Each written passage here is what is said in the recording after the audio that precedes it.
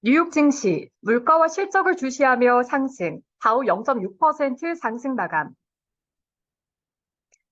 뉴욕 증시는 이번 주 예정된 물가 지표와 기업들의 실적 발표를 앞두고 소폭 올랐습니다.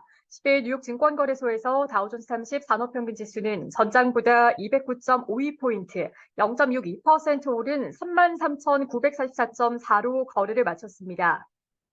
스탠더드&포어스 S&P 500 지수는 전장보다 10.58포인트, 0.24% 상승한 4,409.53으로, 나스닥 지수는 전장보다 24.76포인트, 0.18% 뛴 13,685.48으로 장을 마감했습니다.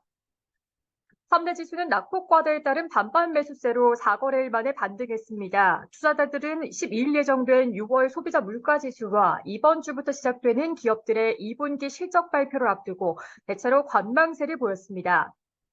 지난 6월 연방공개시장위원회 정례회의 이후 연방준비제도가 오는 7월 회의에서 기준금리를 인상할 가능성은 거의 90% 수준으로 높아졌습니다.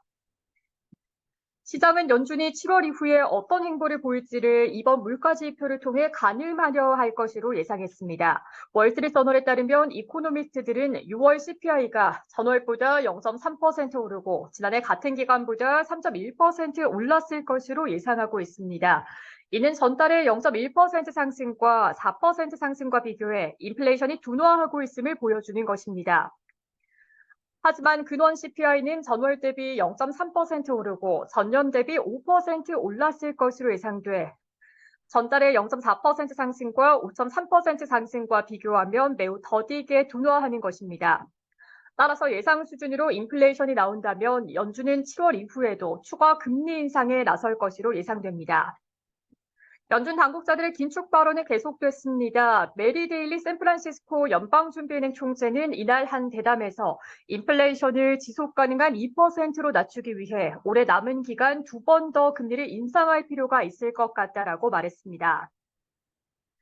로레타 메스터 클리블랜드 연방준비은행 총재도 인플레이션이 안정적으로 2%로 적시에 돌아가게 하기 위해서는 연준금리가 현 수준에서 약간 더 오른 후 그 수준을 한동안 유지하면서 경제가 어떻게 진전되는지를 평가해야 할 것이라고 말했습니다.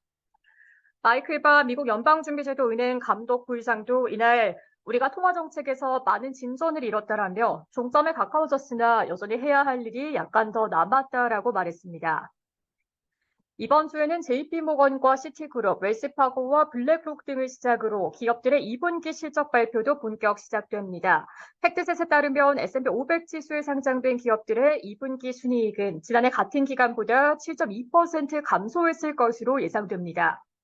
이는 2020년 2분기 이후 가장 크게 줄어든 것입니다. 분기 실적은 하반기로 갈수록 줄어들 것으로 예상됩니다. 다만 고용과 소비가 견조한 수준을 유지하고 있어 예상보다 실적 낙폭은 크지 않을 수 있습니다. 시티의 전략가들은 올해 상반기 강한 증시 반등을 고려해 미국 주식에 대한 투자 의견을 비중 확대해서 중립으로 내렸습니다. 또한 S&P 500 지수가 연말까지 9%가량 밀린 4천까지 하락할 수 있다고 전망했습니다. S&P 500 지수 내 통신과 유틸리티, 기술 관련주가 하락하고 산업과 헬스, 에너지와 금융, 부동산 관련주는 올랐습니다. 메타의 주가는 새 소셜미디어 스레드 가입자 수가 출시 일주일도 안 돼 1억 명을 넘었다는 소식에 1% 이상 상승했습니다.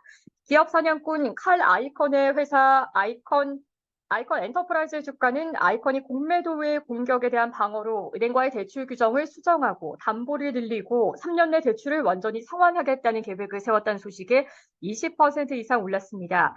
아이컨 엔터프라이즈 주가는 그동안 자산 가치를 부풀렸다는 의혹을 제기한 힌덴버그 리서치의 공격으로 타격을 입어왔습니다.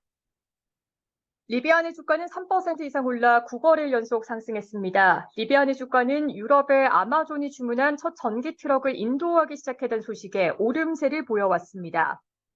노바백스의 주가는 캐나다 정부가 노바백스의 코로나19 백신에 대해 3억 5천만 달러의 비용을 지급하는 데 합의했다는 소식에 29%가량 올랐습니다. 하바나의 주가는 회사가 이날 중고 전기차에 대한 폭발적 수요가 예상된다고 밝히면서 16% 이상 올랐습니다. 뉴욕 증시 전문가들은 인플레이션이 빠르게 하락하고 있어 연준이 예상만큼 긴축하지 못할 수 있다고 말했습니다. 또한 하반기 시장에 대한 낙관론과 경계론이 여전히 맞서고 있습니다. BTIG의 톰 디 갈로마 매니징 디렉터는 마켓워치에 6월 헤드라인 CPI는 3% 근방으로 떨어질 것으로 예상되며 근원 CPI는 5%로 떨어질 것이라며 인플레이션이 상당히 낮아지고 있으며 수요일에 나올 수치도 다르지 않을 것이라고 말했습니다. 그는 연준이 이달에 금리를 0.25%포인트 추가로 인상할 것으로 예상한다며 그런 후에 올해 남은 기간에는 집으로 돌아갈 것이라며 동결을 예상했습니다.